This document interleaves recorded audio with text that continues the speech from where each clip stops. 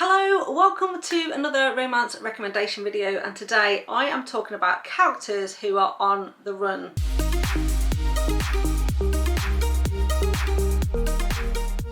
So quite a lot of these romances that I'm going to recommend are actually Mafia romances, and it could possibly have made it into my Mafia Romance Monday videos because I had enough to make one of those videos.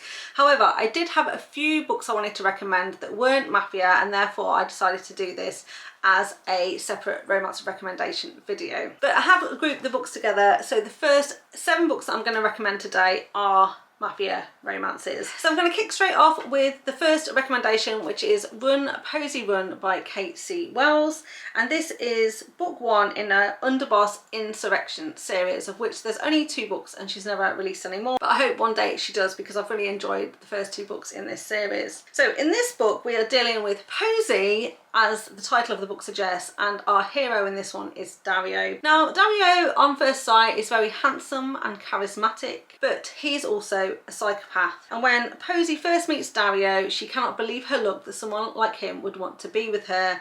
And at the start of this book, they are very much together.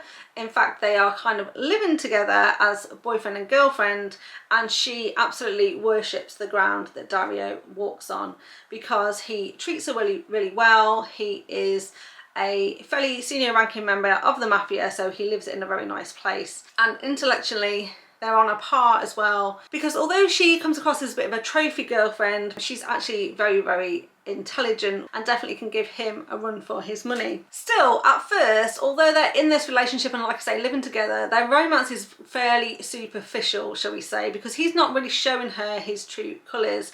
Now, she's heard rumours and she knows he's fairly dangerous, but he's only ever been nice to her. Still, he is a little bit emotionally cool, like with any psychopath, but she doesn't complain about it because she's just so happy to be there and finds herself feeling so lucky about the situation. But the tables are really going to turn when Dario is presented with some evidence, which is video footage with her with another person. And he sent this video footage with the intention of making it look like Posy has cheated on him. And of course, when he sees this video, he then kind of realizes how enraged he is about this, that she would do something like this, that he cannot trust her, and that she would cheat on him behind his back. And so because he's this psycho character, he very much says to Posy, "Run, Posy, run. You've got an hour to leave. If I ever see you again, I will unalive you, and so you better completely skip town, otherwise it's going to be severe repercussions for you."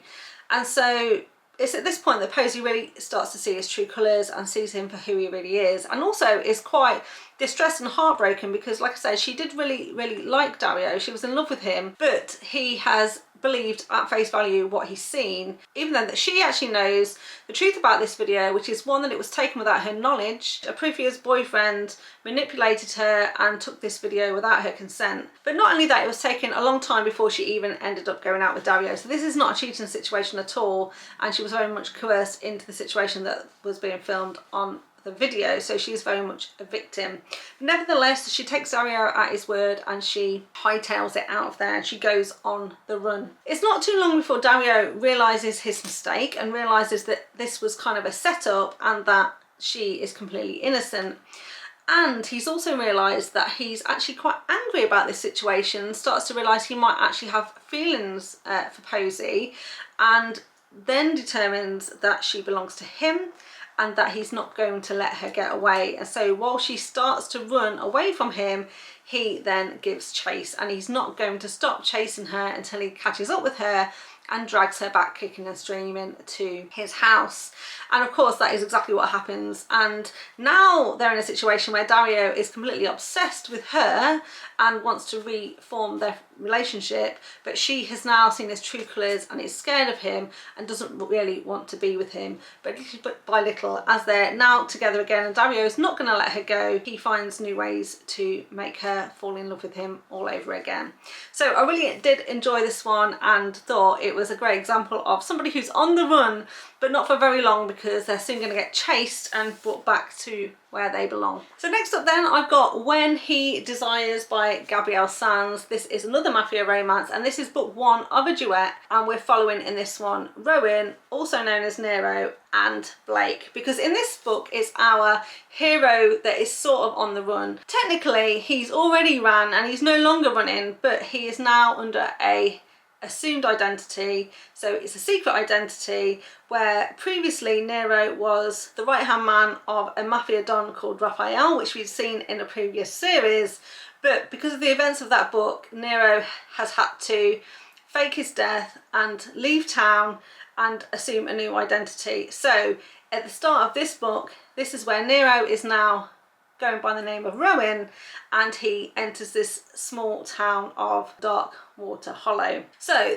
not only is this a Mafia romance, but it's also a hidden identity romance. It becomes a next door neighbour romance turned to a housemate romance, but also fake dating as well. So quite a few tropes that I really love. So in this book, what happens, like I said, Nero has changed his identity. He's now living in this new town, and he has set up his own business, this construction business, where he kind of renovates houses and things like that. He moves in next door to our heroine Blake, and has bought this kind of doer-upper, and he's going to kind of do up this house. But he's really struggling in this new life, because he really misses being part of the Mafia. He misses all the action and drama that goes along with that, and he's really struggling to settle into kind of small town life. And as a result, he's trying to keep himself as busy as possible, but he's also started to get himself a bit of a reputation around town for being a ladies' man, and in particular recently he slept with a married woman. Now, he didn't know that she was married, but this has obviously caused the small town gossip tongues to be wagging, and he's got himself into a bit of a situation where his reputation is going downhill a little bit, and his business is potentially going to suffer because no one's going to want to employ him for fear that he's going to sleep with their wives. Meanwhile, he's very taken with his new next door neighbour, which is Blake. She's a very attractive woman, and he really has got his sights set on her. And because they're neighbours, they do start to get to know each other a little bit better and start this friendship. And of course, Rowan wants a little bit more from her, but she's quite reluctant because she's just come out of a long-term relationship, because she was seeing the son of kind of the mayor, but she caught him cheating on her with another woman, and so she split up with him. But this ex of hers is not a great guy, and he thinks because he's the son of the mayor, he is somehow really special. He can't understand how she could have dumped him. He thinks she's kind of overreacted to what she witnessed, and is really trying to manipulate her into getting back with him, but she's really trying to remain steadfast and not go back to him. And in fact, what she's actually trying to do is save up enough money and also sell her house so that she can leave town and start a new life somewhere else. So as she's getting to know Rowan, and she reveals to him that she is planning to sell the house and move away, he is not too ready to let this friendship go, because he really wants to explore a relationship with her. And so he sets a teeny tiny fire in her house, which basically means that she's no longer able to live there. So he, of course, offers to come and live with him, and because he's into construction, he offers to do up her house, make it ready again for sale. But this obviously then gives him extra time so they can get to know her, but now they're living together. And not only that, they add on a bit of fake dating as well, so that he can provide a buffer between her and the ex-boyfriend. And so this is how their romance starts. Of course, by the end of this book, there is a cliffhanger as we go into book 2 of this series, which is much more Mafia focused, because we go from a small town vibe straight back in to the centre of what's going on in the Mafia world. And obviously Blake is going to be dragged kicking and screaming into that situation. Okay, so sticking with Mafia romance and sticking with Gabrielle Sands, in fact, my next recommendation is When She Unravels, which is book 1 in the Fallen series.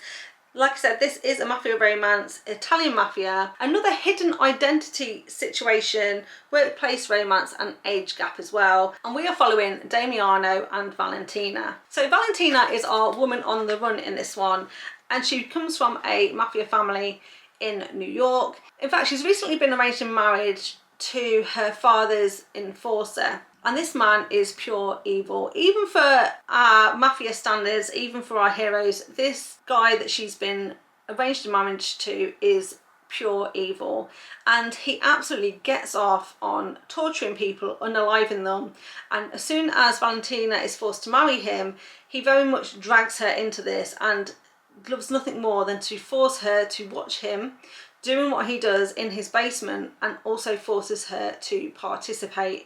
Of course, this is very traumatizing for her. It's very, very hard for her to deal with, and as such she's kind of become estranged from her family. She can't bear to go out in social situations. She doesn't want to speak to her parents or tell her sisters what's going on, and she becomes very kind of depressed and withdrawn. But still, she remains loyal to her family in particular and to her husband, until the crunch point comes when her husband brings an innocent woman into the basement and wants her to torture this young girl. And of course, this is the absolute breaking point for Valentina, and she can no longer continue to do what she's doing, and therefore injures her husband and helps this young woman escape.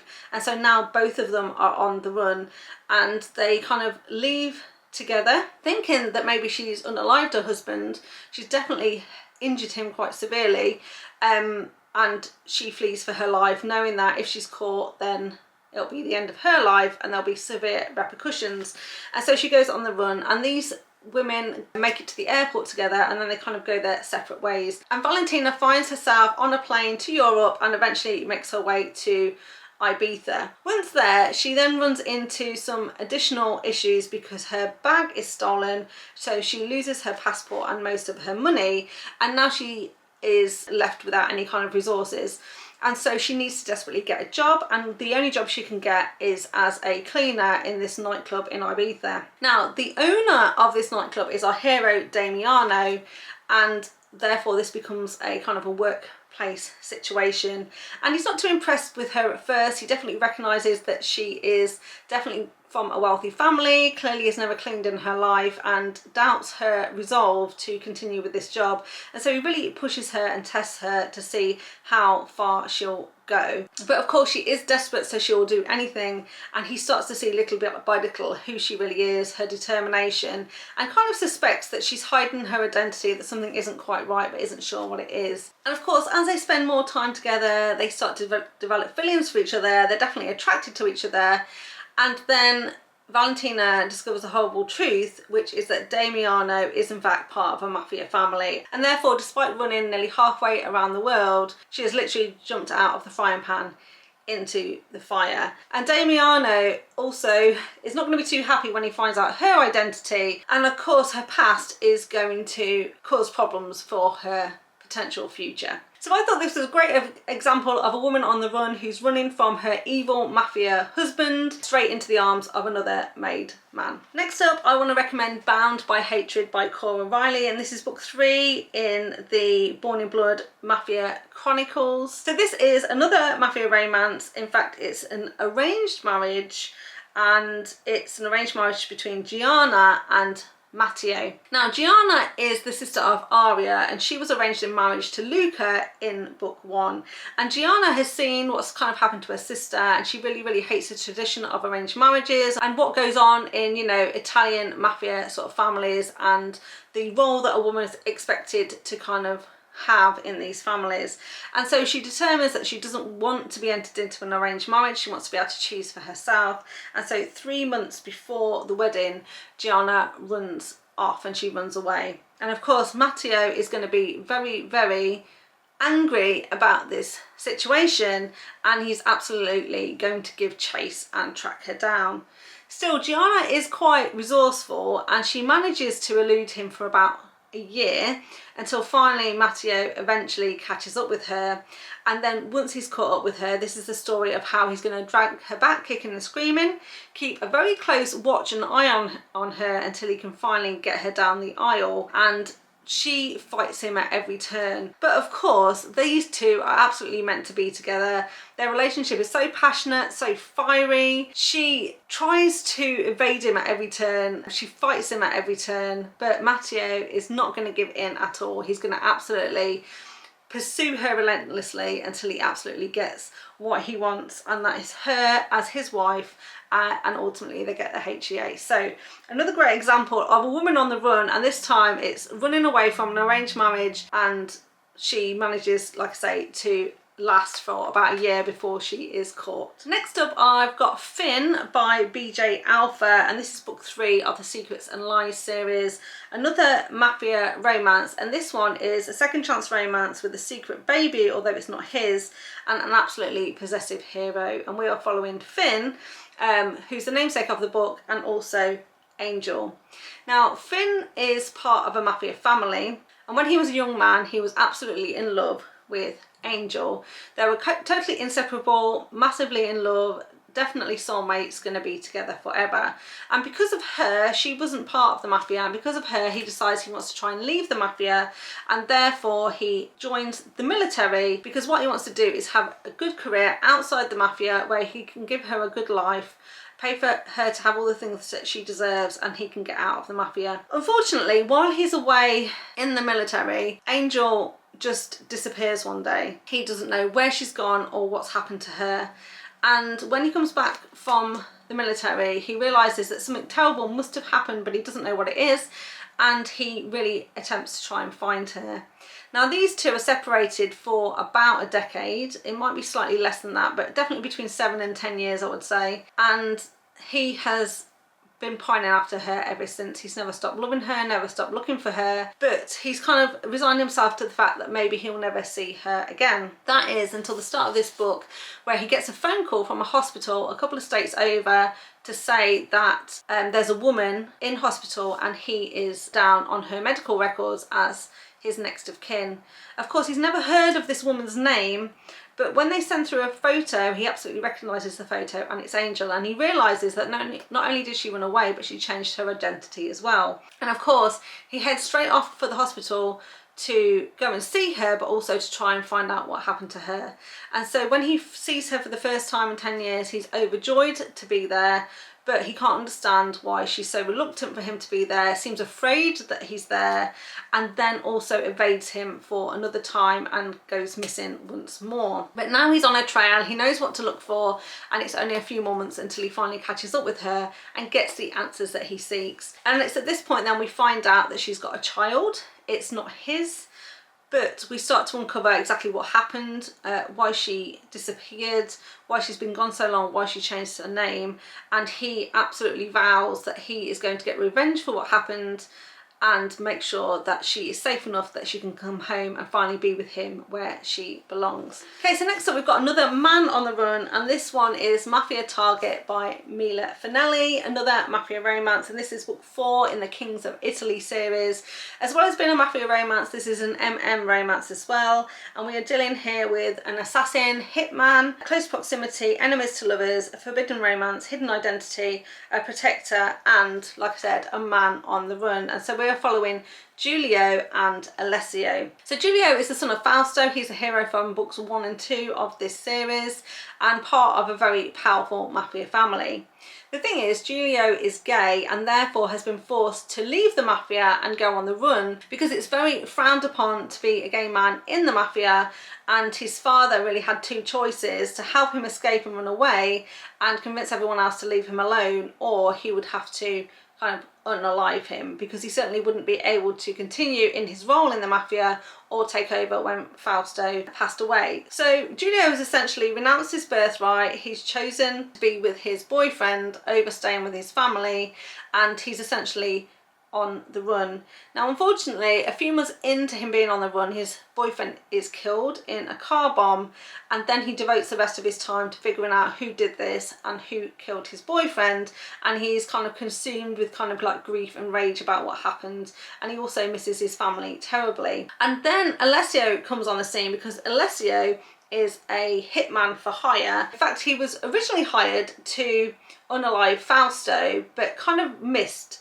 And he'd never missed before, he never ever misses, but he was very distracted because he saw Giulio and he was instantly attracted to Giulio, and that was enough of a distraction for him to miss when he was trying to shoot Fausto. Because he missed, he owes the person who hired him a kind of a debt, and so when he receives a phone call from the same person who hired him originally to say, I'm calling in my debt, but now your target is Giulio, Fausto's son, he obviously doesn't want to take the job but has no choice, and therefore has to then track down Giulio and plot to unalive him. But of course he's already attracted to Giulio, we know this, and as he starts to kind of stalk his prey, figure out where Giulio is, and also watch his movements so he can time the best moment to unalive him, he starts to become more and more reluctant to pull the trigger. And Giulio knows that Alessio is after him, and they confront each other on a couple of occasions. And when Alessio finally tracks Giulio to this remote Scottish island where very few people live, they decide to come to a bit of an agreement, and they say, let's have a bit of a ceasefire. We're clearly really attracted to each other. Let's just have a ceasefire for a couple of weeks. Let's, you know, enter into a physical relationship. Let's get it all out of our systems. And then Alessio promises to give Giulio a head start, and then he's going to come after him and finally finish the task that he's been set. And of course, during this time on this island, they are going to fall in love, and then Alessio is going to turn from hitman to bodyguard to absolutely make sure that Giulio is protected and that no one else can come after him.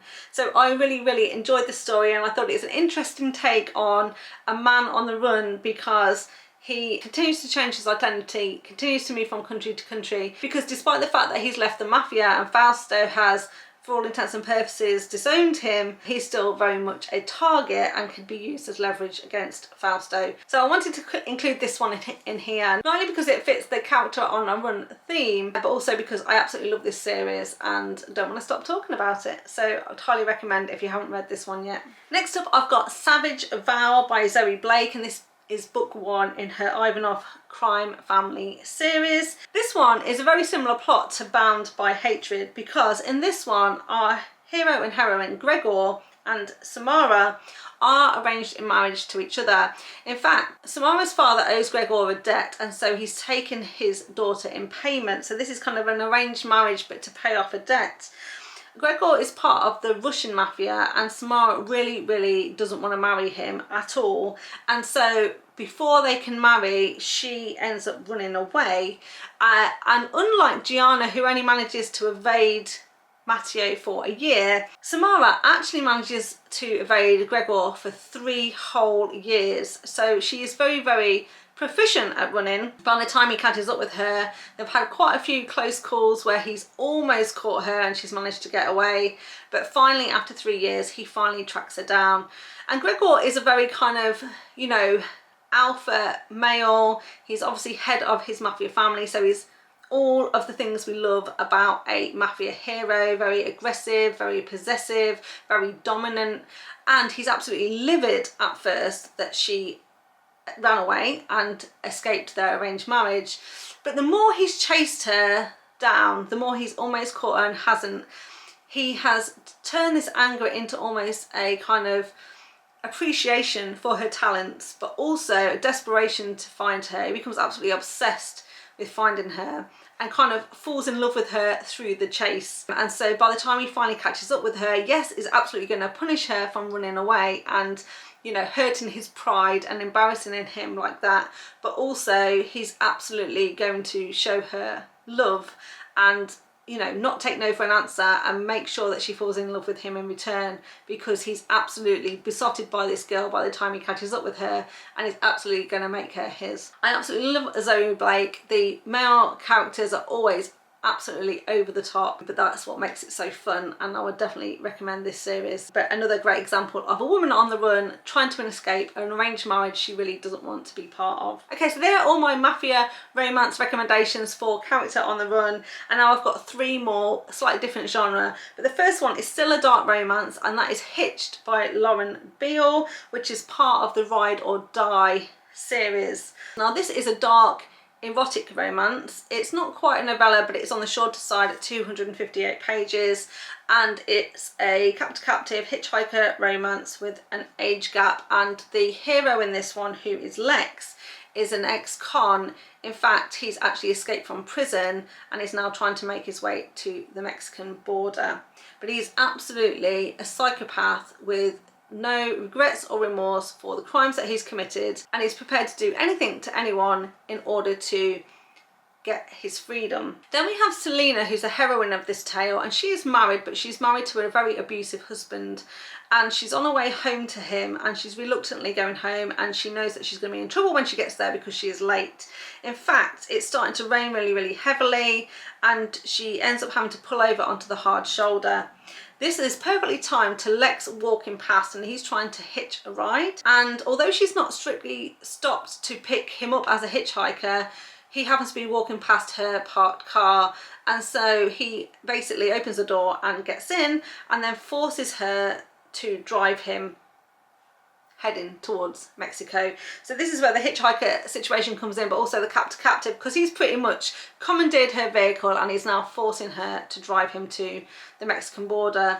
Of course, she's very kind of distressed by this, not only because this strange man has now commandeered her car, he's clearly dangerous, but also the further he takes her away, the more annoyed she knows her husband's going to be, and when she finally gets home, she's going to be in an awful lot of trouble. So as they're driving along, he learns a bit more about her, starts to kind of really manipulate her into doing what he wants to do, and ultimately forces her to have sex with him. So there's a lot of dub-con and non-con in this book. So again, like I say, it's very dark, so check your trigger warnings. And what he doesn't care about her, he's not really emotionally attached to her, as he starts to find out more about her and then realizes that her husband has abused her, he decides he's going to take revenge on her behalf.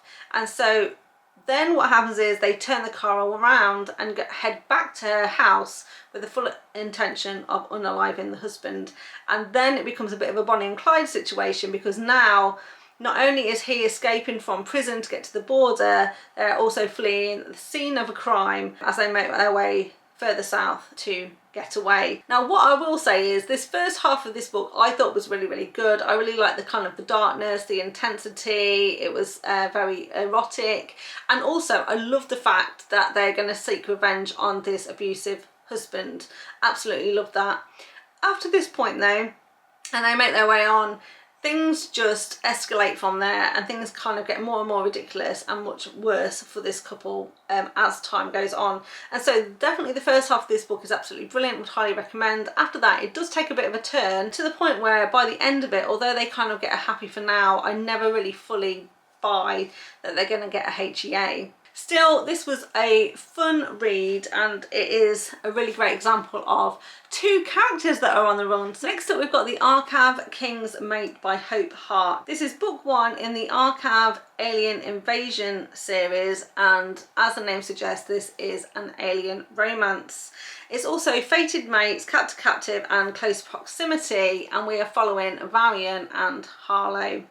Now, Varian is an alien, and essentially he is the king of his planet, so he literally speaks for all his people. And he comes from a planet where there are no women, because something happened in their civilization where they are no longer giving birth to women, therefore all the women are dying out and the men no longer have mates. And so they have travelled the galaxy, the universe, to try and find another species who are compatible with them, and that is when they've come across Earth, and they know that humans are compatible with them.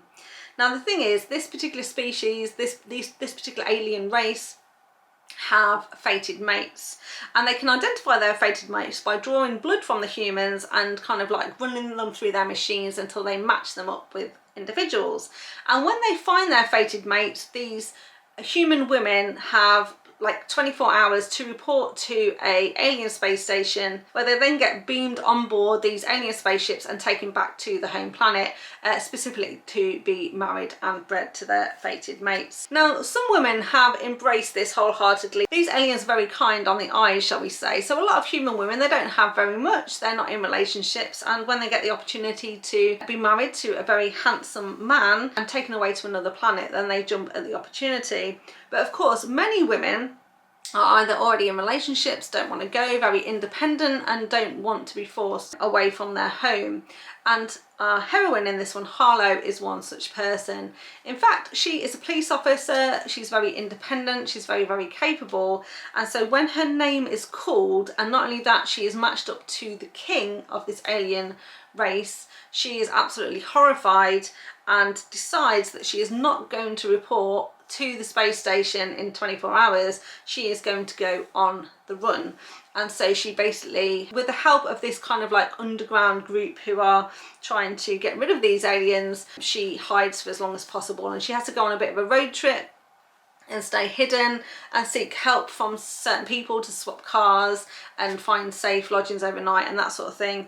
But it's not too long before Varian tracks her down, because he uses all the resources available to him to finally catch up with her. And when he does, he's not going to be too happy. He's going to want to try and punish her and then try and woo her so that she falls in love with him, because he cannot fathom why someone would run from him, particularly as he is the king. Harlow, even when she's caught, definitely gives him a run for his money. She fights him at every turn, and then when she finally kind of succumbs to him, she realizes that now, as the queen, she's in quite a position of power and she can start to negotiate for the rights of the other human women. And so that's kind of what she does, and how then the other books in this series start to develop. So I really enjoyed this one, would definitely recommend, and I thought it was an interesting twist on a character on the run and a bit of fun, because this one is an alien romance. Finally then, I've got Breaking the Speed Limit by Melanie Moreland, and this is book 2 in the Reynolds Restoration series. This is a small town romance with a single mom who is on the run and a protector in our hero, who is Stefano. Now, Stefano is a mechanic. He works at Reynolds Restorations. I think he specialises in motorbikes as well as doing interesting designs on motorbikes and cars as well. And our heroine in this one, who is a single mum on the run, is Gabby. Gabby is on the run from an abusive relationship, and she's had to kind of like move towns on several occasions and also kind of change her name so that her ex-partner isn't able to find her, but somehow he always manages to track her down. So she's sort of very, very wary of men, and also very suspicious of new people, and also doesn't want to get too attached to anyone because she knows that she's not necessarily going to be able to stay around too long. But she does have a son, and therefore, you know, she is trying to find some stability for him and make sure that he has a good home. Now, she happens to be driving through this town where Reynolds Restoration is when her car breaks down, and luckily for her, it's Stefano who comes along, sees that she's broken down, and offers her a lift to the local garage. And then he says, well, actually, I work at the garage, so I will help him fix your car. And so their relationship goes from there. But it is one of those situations where I wouldn't say it's a full-on romantic suspense, but her ex definitely does eventually find out where she is, and he's going to cause some problems for them both. But luckily, not only Stefano is there to look after her and protect her, but now she's in a situation where she's definitely in a found family situation, because everybody in the Reynolds Restoration family is definitely going to be there to help her and support her as well. So there you go, that's 10 romance recommendations which feature a character or characters on the run. I hope you enjoyed that. If you did, please give it a thumbs up. Remember to subscribe to the channel if you want to see more content from me, and all it's left for me to do is say thank you so much for watching, and I'll see you next time. Bye! Next up, I've got the Arcav King's Mate by Hope Hart. This is book 1 in the Arcav as they're driving along. So yeah, so do that. Hitched by Lauren Biel. It's a dark romance. Absolutely check your trigger warnings. Okay, so next up. And Julio happens to know, as they spend more time together,